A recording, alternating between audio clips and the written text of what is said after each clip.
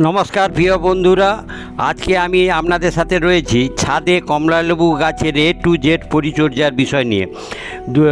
পরিচর্যার বিষয়টা প্রথমে বলি, যেটা 15ই ফেব্রুয়ারি থেকে যদি জলের ঘাটতি করেন টবের গাছে, তাহলে দেখবেন 15 দিন পরে এই রকম জাঁকিয়ে ফুল আসবে। এই ফুল আসার একটা উল্লেখযোগ্য পরিচর্যা রয়েছে, সেটা হলো ফসফেট এবং পটাশ সার দিয়ে পরিচর্যা। এই রকম ফুল এলে তারপরে দেখবেন আস্তে আস্তে এইভাবে দানা ধরছে।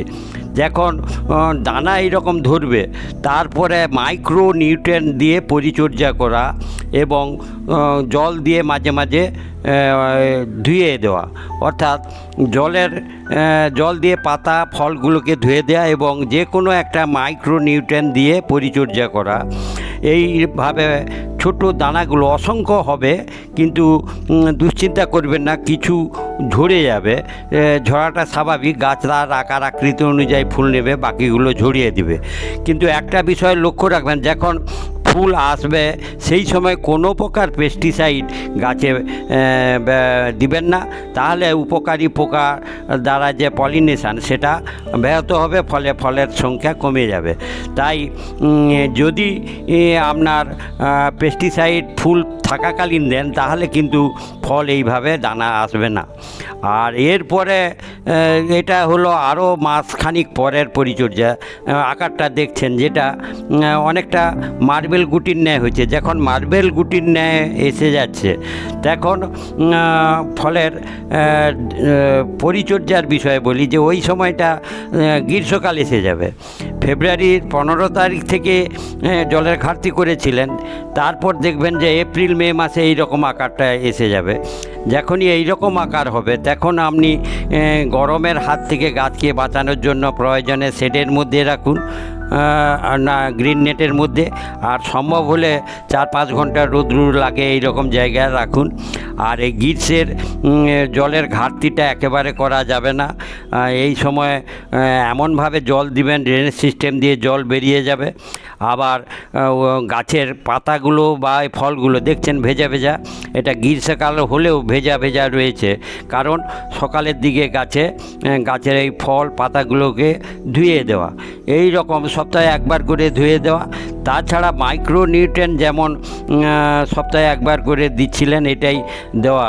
দেখবেন গাছ ফল সেট হয়ে যাবে। এর মধ্যে যদি মনে হয় যে ঝরে যাচ্ছে 2-4টা, দুশ্চিন্তা করবেন না, ওটা ঝরবে, কারণ গাছ তার আকার অনুযায়ী ফল নেবে, বাকিটা ঝরিয়ে দিবে। ফলে এই রকম গ্রীষ্মের পরিচর্যাটা করতে থাকুন। তারপর আর একটা কথা বলি, যে ওই সময় কোনো মাইক্রো নিউট্রিয়েন্ট নাইট্রোজেনযুক্ত খাবার দেওয়া চলবে না। তারপরে বর্ষার প্রারম্ভিক অবস্থা এসে গেলে, অর্থাৎ বর্ষার শুরুর মুহূর্তে, যেটা এই মুহূর্তে আমি দেখাচ্ছি 15 জুনের পরিস্থিতি, যে আকার যথেষ্ট বড় হয়ে গেছে। প্রথম যে গাছটা দেখাচ্ছি, এই গাছটা হলো ছাতকি কমলা লেবু, আর একটা ভুটানি কমলা লেবু রয়েছে। এই ছাতকি কমলা লেবু গাছে অসংখ্য ফুল হয়েছিল, দেখিয়েছিলাম।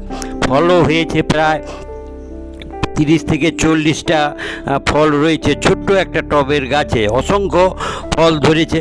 এই ফল আর ঝরবে না, যে এখন শুধু জল আর দেওয়ার বিষয়টা থাকছে না। এখন বর্ষাকাল এসে গিয়েছে, বর্ষার নিয়মে জল হবে। আর যে কোনো গাছ বর্ষাকালে খুব সুন্দরভাবে বেড়ে ওঠে, কারণ বর্ষাকালে কখনো মেঘ, কখনো রৌদ্রু, মানে বৃষ্টি ভেজা বর্ষাকালে গাছ বেড়ে ওঠার একটা অনুকূল ওয়েদার। ফলে এই সময় গাছের আর বিশেষ কোনো পরিচর্যা থাকবে না, আর করারও প্রয়োজন নেই।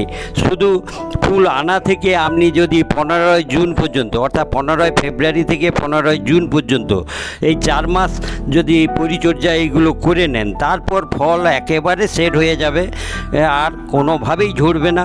সেই সময় আপনার আর কোনো পরিচর্যা থাকবে না, আর ফল হারভেস্টিং করতে প্রায় সেপ্টেম্বর মাসের 15 তারিখ লেগে যাবে। অর্থাৎ ফুল আনা থেকে ফল তোলা পর্যন্ত প্রায় 190 থেকে 200 দিন, প্রায় 7 মাসের মতো সময় লাগে। আমি 4 মাস অতিক্রান্ত করে ফেলেছি, আর দুশ্চিন্তা নেই। এখন বর্ষাকাল এসে গিয়েছে। আপনারা এইভাবে পরিচর্যা করুন আর ছাদে কমলা লেবু ভরিয়ে তুলুন। ফল দোকানে পাওয়া যায়, কেনা সামর্থ্য সবাইয়ের রয়েছে, কিন্তু গাছে ফল করে ফল তোলে খাওয়ার যে আলাদা অনুভূতি, সেটা আপনারা নিশ্চয়ই বুঝতে পেরেছেন। আপনারাও উৎসাহিত হয়ে এইভাবে গাছ ছাদে লাগিয়ে কমলালেবু গাছের পরিচর্যা করুন।